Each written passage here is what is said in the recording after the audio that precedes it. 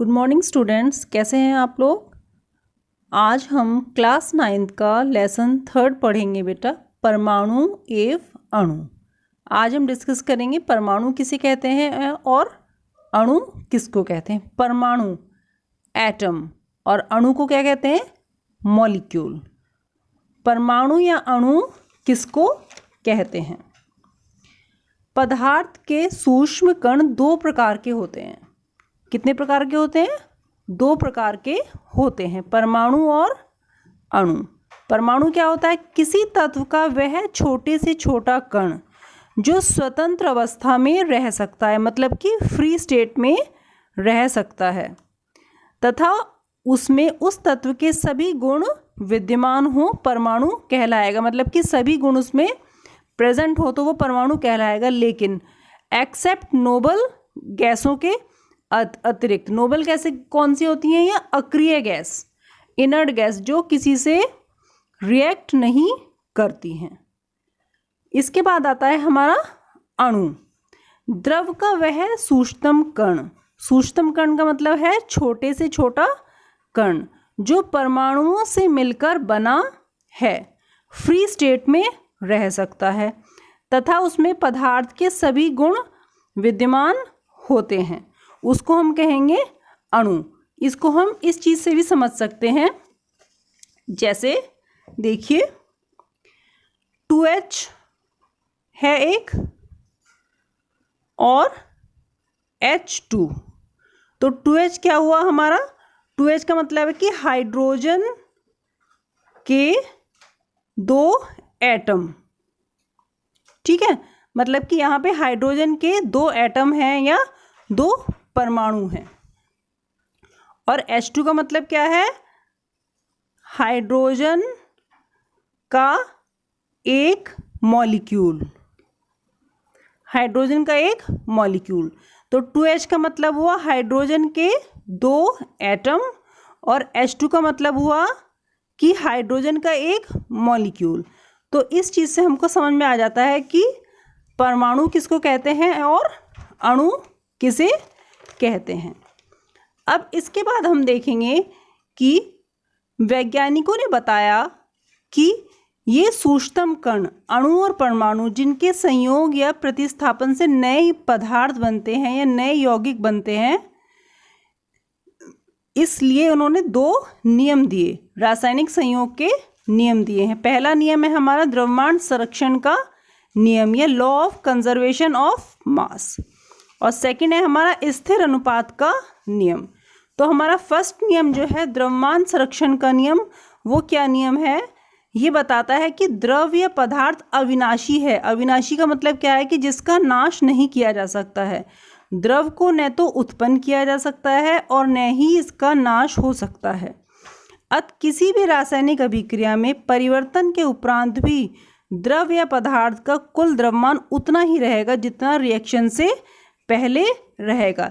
जैसे आप समझिए H2 + O2 मिलके H2O बनाएंगे। तो इसमें 2 ग्राम तो हाइड्रोजन ली हमने, 16 ग्राम हमने ऑक्सीजन ली, तो क्या बनेगा इधर आके? 18 ग्राम H2O। मतलब कि जितना इधर है उतना ही इधर मिलेगा। इसके बाद हमारा नियम आता है स्थिर अनुपात का नियम या लॉ ऑफ कांस्टेंट प्रोपोर्शन। इस नियम के अनुसार प्रत्येक रासायनिक यौगिक, चाहे वह किसी भी विधि से बनाया या प्राप्त किया गया हो, तत्वों के द्रव्यमान एक निश्चित अनुपात में संयुक्त रहते हैं। जैसे हम इसको उदाहरण के तौर पर कैसे समझेंगे? H2O है। H2O जो क्या है?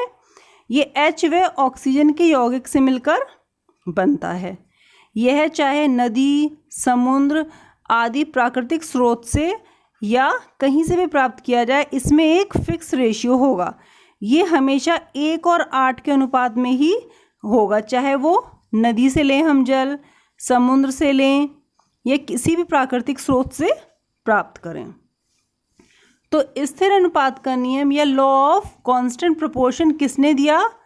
प्राउस्ट नामक वैज्ञानिक ने इसका आविष्कार किया था। इसके बाद आता है हमारा नेक्स्ट डाल्टन का परमाणुवाद या Dalton atomic theory. Dalton atomic theory क्या है? इस थ्योरी के अनुसार द्रव जो है अविभाज्य कण है। तत्व अनेक सूक्ष्म कणों से मिलकर बना है जिसे परमाणु कहते हैं। ये परमाणु किसी भी रासायनिक रीति द्वारा विभाजित नहीं किए जा सकते हैं, मतलब हम उनको अलग अलग नहीं कर सकते हैं। अर्थात परमाणु द्रव का वह सूक्ष्म अविभाज्य कण है। एक ही तत्व के परमाणु आकार, द्रव्यमान तथा रासायनिक गुणों में एक दूसरे से सेम होते हैं, मतलब उनके कैरेक्टर्स सेम होंगे तथा इनका द्रव्यमान भी निश्चित होता है। विभिन्न तत्वों के परमाणु आकार, द्रव्यमान तथा अन्य सभी गुणों में एक दूसरे से अलग होते हैं, मतलब अलग अलग तत्वों के परमाणुओं के गुण जो है अलग अलग होंगे। परमाणु न तो नष्ट किए जा सकते हैं और न ही उत्पन्न किए जा सकते हैं, अर्थात परमाणु अविनाशी है। डाल्टन के परमाणुवाद का मेन पॉइंट यही है कि परमाणु अविनाशी है, ना तो हम इसको उत्पन्न कर सकते हैं न ही नष्ट कर सकते हैं। तो डाल्टन के परमाणुवाद के आधार पर क्या परिभाषा हुई कि परमाणु तत्व का वह छोटे से छोटा अविभाज्य कण है जो किसी भी रासायनिक अभिक्रिया में भाग ले सकता है।